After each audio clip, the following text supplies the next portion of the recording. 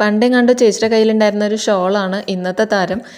വീട്ടിൽ പോയപ്പോൾ അലമാറയും പെട്ടിയും ഒക്കെ തപ്പിയപ്പോൾ കിട്ടിയതാണ് ഇത്. എടുത്തുകൊണ്ട് പോന്നു. ഇപ്പോൾ ഇത് വെച്ചിട്ടാണ് ഇന്നത്തെ ഡിസൈനിങ് ചെയ്യാമെന്ന് വിചാരിച്ചു. ഇതിൻ്റെ കൂടെ തന്നെ ഒരു വെട്ടുപീസും കിട്ടിയിട്ടുണ്ട്. എന്തിനോ വേണ്ടി എന്നോ മുറിച്ച് വെച്ചൊരു കഷ്ണമാണ്. അപ്പോൾ അതിൽ നിന്നാണ് ഇതിന് മാച്ച് ചെയ്തിട്ടുള്ള ഒരു നെക്ക് ചെയ്യാൻ പോകുന്നത്.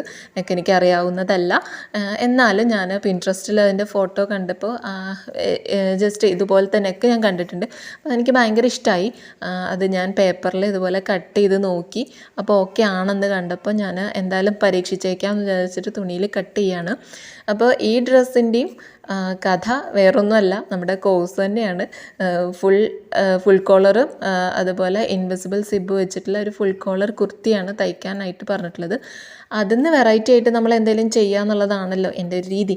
അപ്പോൾ ഇതിൽ ആ ഒരു പരീക്ഷണമാണ് നിങ്ങൾ കണ്ടുകൊണ്ടിരിക്കുന്നത്. ഇതുപോലെയാണ് ഞാൻ ആ ഒരു ഡിസൈന് വെച്ചിരിക്കുന്നത്. ആ ഒരു വെള്ള തുണി ഉണ്ടായിരുന്നല്ലോ, ആ വെട്ട് കഷ്ണം ഇതുപോലെ കഴുത്തിൽ വെച്ച് കൊടുക്കാനാണ്. അതിന് വേണ്ടിയിട്ട് ഞാനൊരു മുണ്ടാണ് അതിന് ലൈനിങ് ആയിട്ട് എടുത്തിരിക്കുന്നത് കേട്ടോ. അപ്പോൾ എല്ലാം ആദ്യം ലൈനിങ്ങുകളിൽ മാർക്ക് ചെയ്ത് കട്ട് ചെയ്ത് വെച്ചതിന് ശേഷം മെയിൻ ക്ലോത്തിൽ ഞാൻ കട്ട് ചെയ്തു.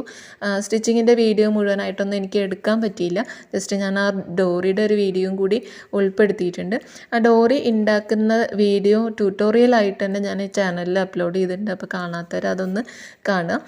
ഇതിൻ്റെ ഫുൾ വീഡിയോ അപ്ലോഡ് ചെയ്തിട്ടുണ്ട് കേട്ടോ. അപ്പോൾ കാണാത്തവർ കാണുക.